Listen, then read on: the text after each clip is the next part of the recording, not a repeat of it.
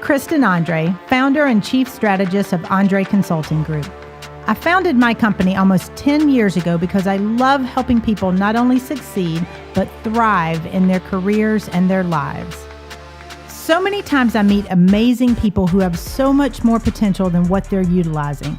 As I engage with them, there seems to be a common theme: the limits they place on themselves. Throughout this podcast series, we're going to visit some incredible people who have created more intentional lives for themselves, those who've had that no limits moment where they chose to grow and they put things in motion to help them do so. We will focus on how you can break through limits. We will equip you with strategies to help you lead a more intentional life, and we will have a lot of fun along the way.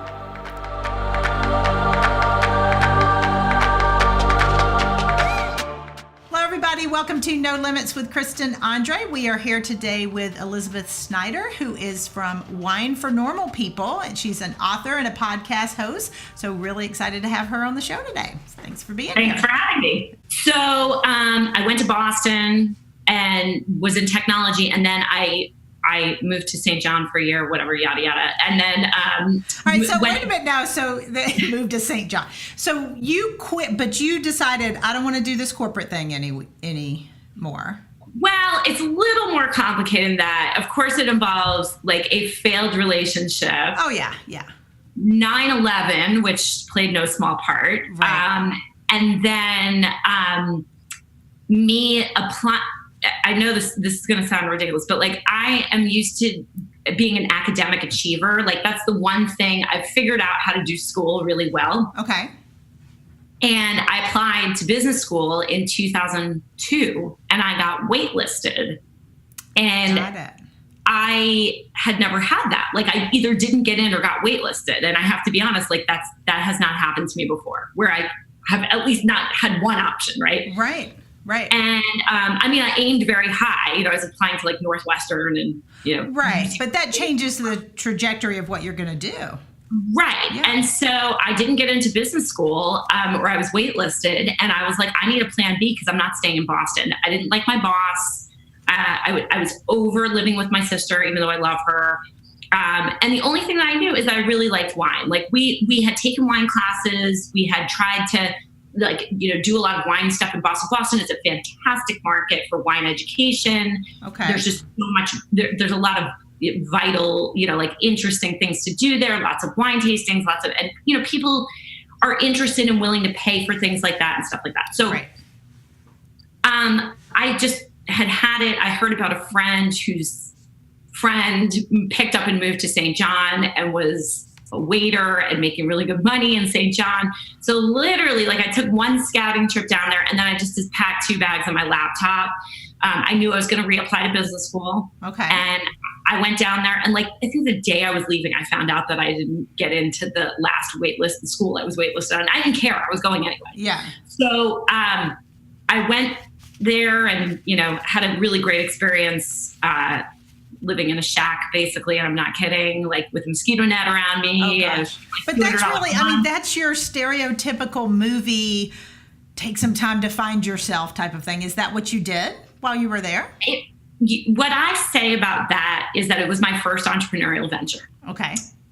So that was the first time when I said, everyone has always said about me, you're like a cat, you'll always land on your feet, you'll be fine, you're a survivor. And I was like, I think subconsciously, because all these other things were going on, I wanted to test that. So I did. Okay. And it worked out. And actually, it was a really great experience because I had nothing when I went there. I had a hotel room and I managed to get jobs and, wound up getting and having friends and having a place to live. And I did that all myself.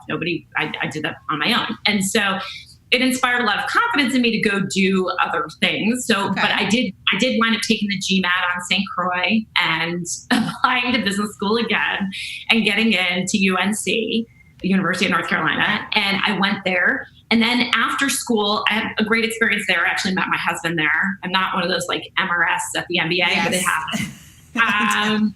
It was an added bonus, though, theory. Well, I didn't know. I mean, I didn't start dating him until after we were done with school, which was dumb because he was in Atlanta and I was in California working in the wine industry. So I got into the wine industry then. And I worked for a really big winery.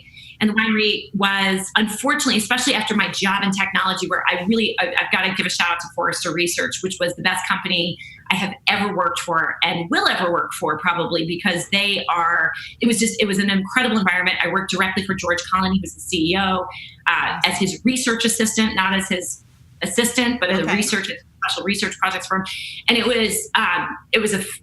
company was too good, frankly, while I was there, because after going into like corporate environments, like for my internship, I did something, I did something for Children's Advil. It was like so stodgy and there wasn't a whole lot of creativity. Yeah. And I was like, and this large winery, which will go unnamed because I talk shit about them a lot, it wound up being another really corporate experience where it was just like, I mean, they would say things like, we don't care that we have 25% attrition in a year in marketing because we'll just hire new people. We don't really need you. And so because you forget about the corporate side of the wine industry. Well, let's be very clear about this. Wine is as much a commodity for these large wineries as anything. I mean, literally, you could be making widgets, and that's how they look at it. Yeah. The only difference is that it's agricultural, so sometimes you do have to source from other places if things don't go right. Right. But you actually liked the wine portion of it, not the business portion of it. Right. But what's really sad? Here's another like behind the curtain thing. I was probably one of the only people there that was interested in wine who worked there. Yes, I was one of the only people that was like, can I take more wine classes? Can I get another certification? So just because, again, I'm a school person, I like structure. I don't think certifications are for everybody, but for me, I was like, I like school and I like structure and it makes me study and that's going to keep me here. Yep. It was just, but it was all, my job at the winery was all basic brand management. I was doing spreadsheets. I was doing presentations. I was doing, forecasting. I mean, that's what business it was. Side. Yeah. So how did you pivot? Offsite, which everybody does, right? In marketing, right. Not any different. So how did you pivot that to your own entrepreneurial venture with Wine for Normal People? It was all where we met, Kristen. Without being like too overly negative, what happened is that I asked the winery to transfer me to Atlanta because I knew I was going to marry my husband. Right. I worked remotely for 2 years for this fantastic guy who's still a really good friend of mine who no longer works for this big winery. He works for another big winery. And I did a training program and I wound up like really getting more into wine and learning more about wine itself because I was not in California anymore. I was not in the spotlight of that, rat race that they were doing. And I realized there is an enormous void. And this was in 2007, 2008.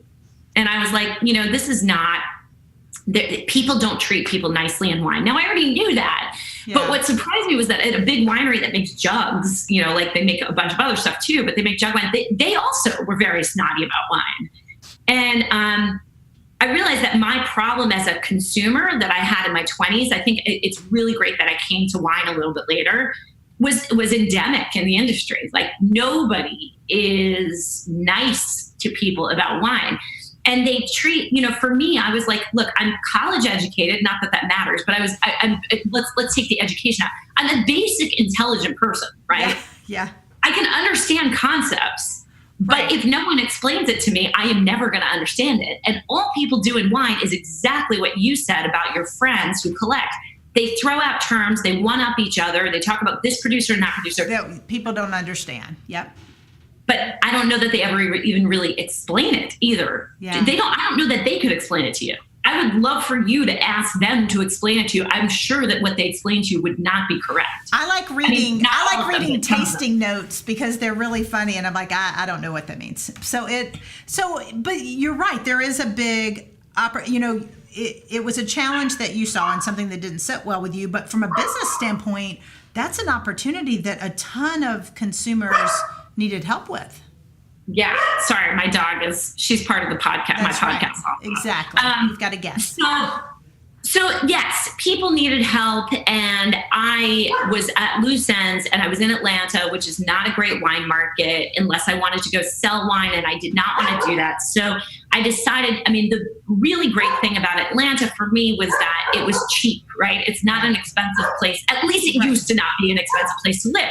So it does open up opportunities to be an entrepreneur in many ways, because the basic stress of like the hustle is not quite as strong as it is in other places, like in New York or in San Francisco or Chicago or DC. It's a good entrepreneurial city. I agree with that. It is. Definitely. Yeah. And mostly because, again, you don't need that much to survive. You can, and honestly, in my experience, you need breathing room if you're going to be an entrepreneur. You need a little time. Yeah, definitely. So, so I tried a whole bunch of things. I tried to do wine classes. Unfortunately, Atlanta is not the market like other markets I was living in where people would be willing to pay for education. They just were not willing to do that. Yeah. So I was consulting. I was doing a whole bunch of other things, and then I had a friend that was like, "Do you want to start a podcast?" And I was like, "A pod? What?" This was in 2011 when things were not like they are now with podcasts. And so I was like, sure. So we started this podcast, and by September of 2011, I had a literary agent sign me to the book. I had, we won iTunes Best New Arts Podcast. That's awesome. And we had, the downloads were crazy. And so I've just kept it going, it's been almost 9 years. It took forever to write the book. The book is a 450-page book. I also had 2 children while that was going on. You know how that goes? Exactly. Yeah. So and so then people started calling me from Illinois and DC and Ohio and New York, especially New York, and saying, "Do you want to come do speaking events?" And so that's kind of what happened. I started doing that, and then I have 2 children. I have a 7 and 4-year-old. So I was balancing all of that. I teach online classes. That was kind of how I got around the fact that I couldn't do anything in Atlanta. The travel, or the market, yeah. So, you've built it out a lot, and we're going to pause for a second, and when we come back, I want you to tell us a little bit more about kind of the struggles you had in building the business. So we're going to take a short break, and we'll be back in just a second.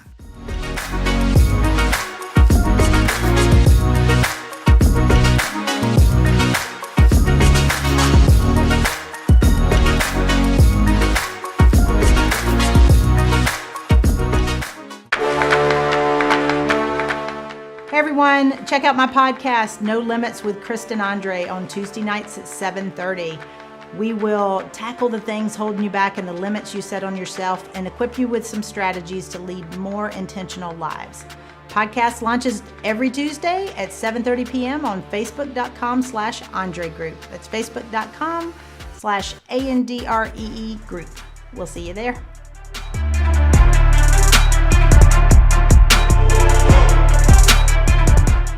Everybody, welcome back to No Limits with Kristen Andre. We are chatting with Elizabeth Schneider of Wine for Normal People. So before the break, we were talking about those of us normal folks. This is one of the few times I can call myself normal.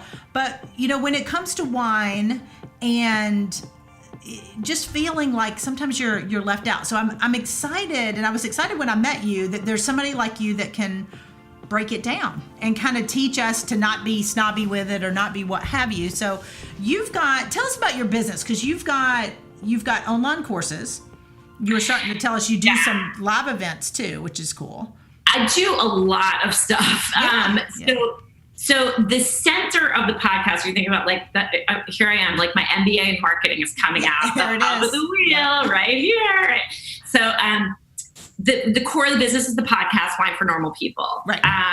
We get about 100,000 downloads a month on the podcast. It is very popular. That's awesome. And we're listened to in over 80 countries. And it's obviously most popular in English speaking countries, but I do pride myself on the fact that about 25% of our audience is not in the US. Oh, and that's important to me, because I like to be able to reach people around the world and help other people with wine knowledge. It's not just Right. it's not just Americans that need help. Well, and a lot of the wines you feature are not Napa wines, are not California wines. You've got, No. I've seen you feature a lot of wines that are I mostly don't. I mostly do not do regions. So I don't really feature wines. I feature regions because the whole point of the podcast is educational. So what I wanted to do, if you think about my background here, I wanted to be able to give people an opportunity to listen to somebody who researched the stuff for them. Right. But then also my husband is my co-host. We like to have fun talking about it. It's kind of like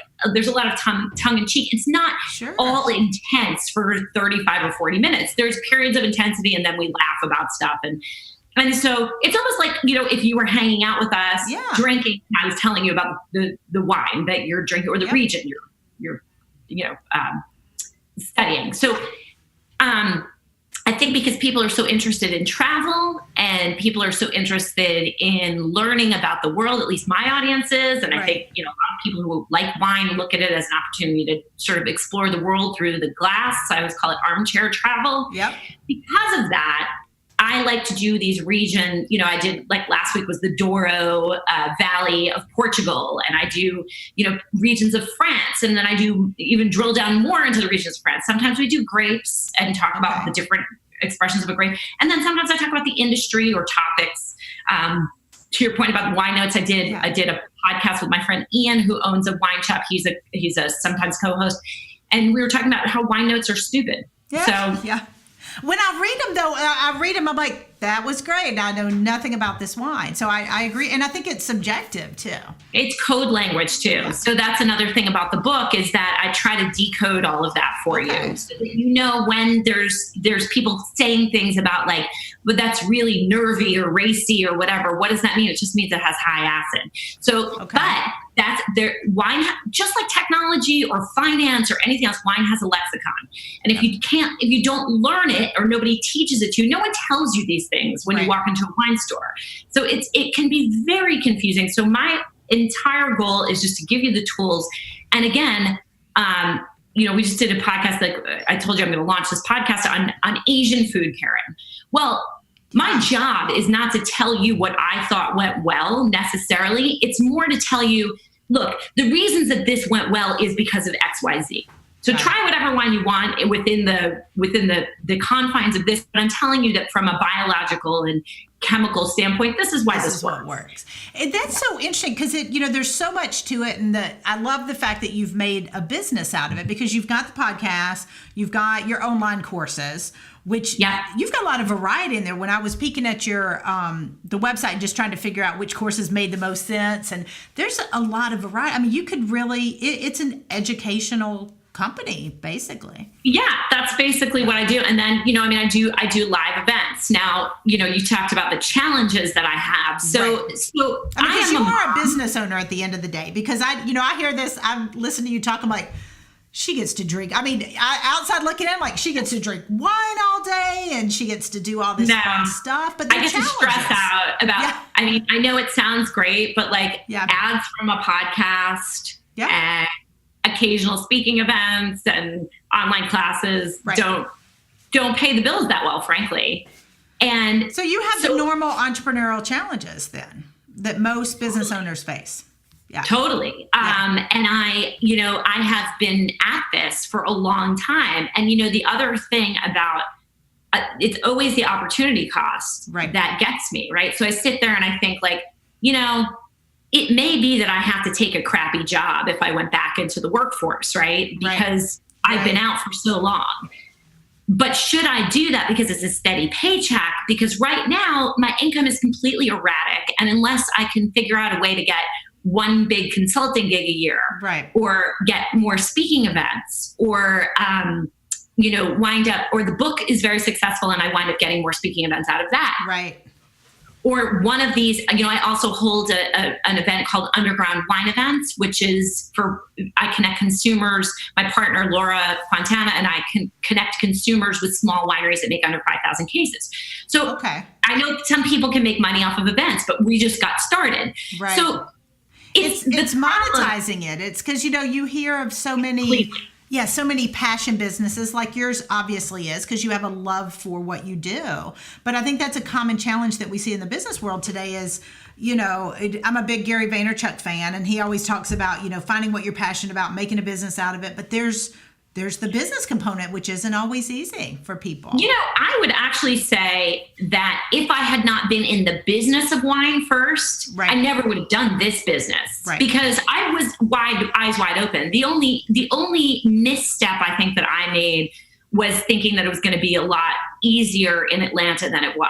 Right. And I moved to Raleigh. Now I live in Raleigh, and I do actually think this is going to be a market where I just got here in July. But everyone I've spoken to about doing wine classes, including, a place that I'm thinking about partnering with, is interested. So this is probably a better market for me from an educational standpoint, because you have all these universities all around. Everybody has an education mindset. People are okay with paying for wine classes here. Right. But, I didn't know what Atlanta was. It wasn't a city that I actually even ever had on my radar to move to. And it was, I was there for 11 years. Yeah. And how many people that launch businesses do you think are in that similar point? I would assume a lot that really they don't know what the business market is going to look like. I mean, you were fortunate because you have an MBA. You were able to know the business side of it first. But I think a lot of people, whether it's where they live or just their own knowledge base, there's a lot of challenges. Yeah. Well, I think there's two things that can't be underestimated. One is I think passion-based businesses are usually a terrible idea. Okay. I'm in one, and I think it's a terrible idea. You are in one. You know that, right? Yes, I am in one, but I also very firmly understand the business side. For instance, yes. I'm doing this event. It's a sold-out event in Washington, D.C. Okay. Washington, D.C. is a good market. I have a lot of listeners up and down the East Coast. So I did it in D.C. I have a very strong knowledge of regulation because of working for the large winery. Right. So does my partner, because she also worked for a large winery. So when I went in to do this event, I knew about insurance issues. I knew about compliance issues. I knew about legal issues regarding the wine industry. So it is very different, even though it's a passion-based business. I'm incredibly interested. Like, I knew exactly what I needed to do to set up a business legally in the state of Georgia and the state of North Carolina. So again, passion-based businesses, unless you understand the business side of them, are not a good idea. Yeah, but if you can combine the two, people wind up hating their passion.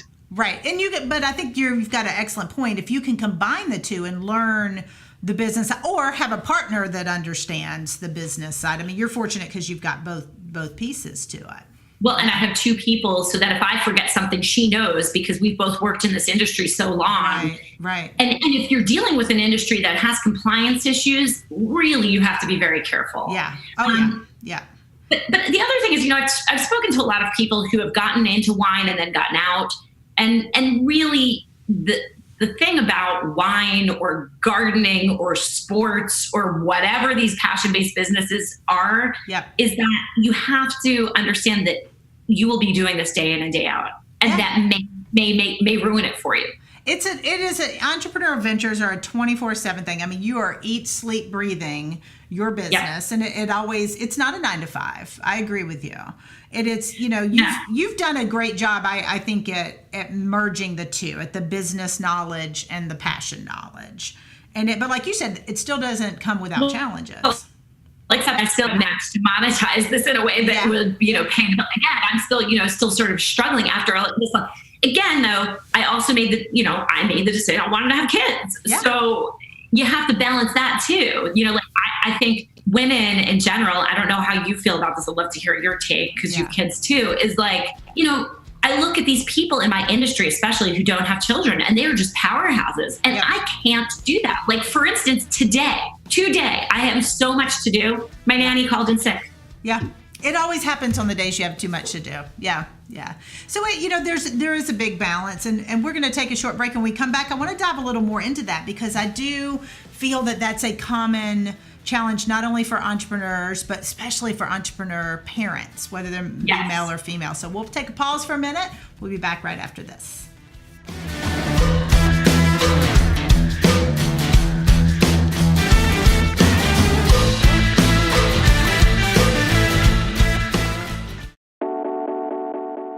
Hey everyone, it's Kristen. Be sure and visit my website at www.andregroup.com. That's www.andree group.com. And while you're there, be sure to download my white paper, Top 10 Reasons Your Business Isn't Growing Fast Enough. Now get out there and create your no limits moment.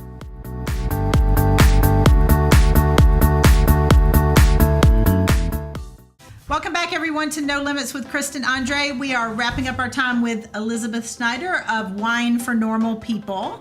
And before the break, we were chatting about challenges, not only of business, but I like to call them logistical challenges with kind of balancing the entrepreneurship, running your business, and the family life. So, I mean, it's tough on most days. And I find like I beat myself up about it a lot. I think a lot of us do. I'm never doing enough in any sphere. Yeah. Yeah. And I also feel like I'm so tired. Like I want to be working at night, but I'm so tired. I can't do it. And then I'm mad at myself for that too, Yeah, I think it's an epidemic. I always tell people, you remember years ago, it was all, oh, you can have it all. You can have it all. And I always tell people, you can have it all. You just can't have it all at the same time. So you can't really have it. That's a farce. Some days are like going to be more family days. Some days are going to be, like you mentioned before the break, when your nanny calls in sick, that's just a day that things are just going to not be the way you planned them. And it's a challenge that a lot of us have when we run a business is fitting all the pieces. And there's never enough time. Yeah. There's not. There's never enough time in the day. And that's where I feel like you always make time for the things that are important to you. So if your priority is to go see one of your kids' soccer games, you're going to fit that in. So we always make things, which is where I think kind of the passion piece and the passion business ties in a little bit. Not everybody's going to have the opportunity to make their passion their business. But I don't think everybody should, but I do think that they should pursue it, right? So exactly, because I think that's an area that we don't focus on enough. I've mentioned before for those of you guys listening that have heard me talk about this. Recently, when the therapist I work was like, "What do you do for fun?" And so I started naming a few things that I do, and he's like, "Those aren't your things. They're your kids' hobbies. They're this. They weren't. They were all passions that I had because somebody else had it first." Like I do martial arts, but my daughter started it. So my passion is travel, and I don't do enough of it. So it's really, I've been having to consciously make choices in my schedule to allow me to pursue my passions. Right. And I think it's funny. I was listening to an NPR podcast, and this guy was saying that the two things that people would trade money for are time and connection. Okay. I thought that was really interesting because we don't spend enough time connecting with one another. Yeah. And I think that passions are a way to connect with other people who are like you. And I see that on my Facebook page. We have a very vibrant community of people. Yeah. They all sort of know each other. And yes, it's still digital connections, but when I have this event at the Underground Wine event, a lot of them are going to meet each other. Yeah. And that's connections around passion. So I think that's something that is an unexpected, benefit of the podcast is that I've been able to create community around wine. One of the things I always say on the Facebook page is if I post something, wine can get a little bit political, but I always say, I do not want any political discussion here. This is solely about wine. If you want to discuss the merits of the wine stuff, that's fine. And it winds up keeping it very simple. I have no problem deleting people or even banning people who I think are disobeying the rules, but we've wound up having a really thriving community as a result of that. And I think, speaking of travel, you should definitely listen to the podcast, Kristen. Yeah, I know. Well, I've heard. We talk about history. We talk about all that stuff. Because I've heard several of them, and I've said this a few times on the show. The place I really want to go that I've never been is Italy. So I'm currently learning Italian. I've finished Italian 1. I'm learning the language. I know there's fantastic wine regions in Italy, so I'm so excited because it is. I have a passion for travel, but you're right. It's building community. So to find other people that have a passion for travel, that love to learn languages, that enjoy really good wine, that's a great way to build connection. It's fantastic. Actually, you should wait until I think the end of next year. I'm going to be leading my first trip into the Piedmont region of Italy. Oh, so an actual trip, like you're going with a company. Oh. So I'll be doing tours. Very cool. All right, now see, Elizabeth Schneider, I did not know that was up on the agenda. Okay. It's got to happen, right? Yeah. It's got to happen. I mean, like, because people want that. A lot of people would like to hang out.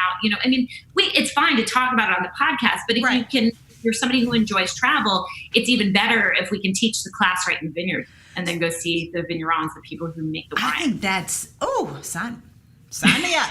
But it's, you hit on a good point, because we issue a challenge. We've got a Facebook page. It's #NoLimitsMoment.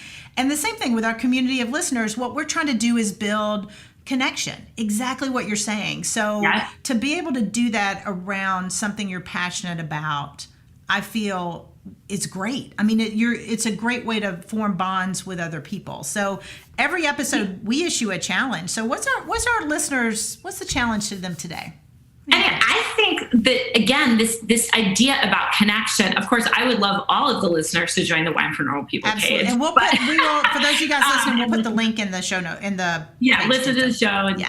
But the point is, and I'm hoping the book will make people more aware of the fact that this resource exists. Right. But I think that the challenge that I would say is, like, where are you going to find your connection? And could it be around a passion that you have? Where will you pursue that? For instance, again, for me, will you take a wine class?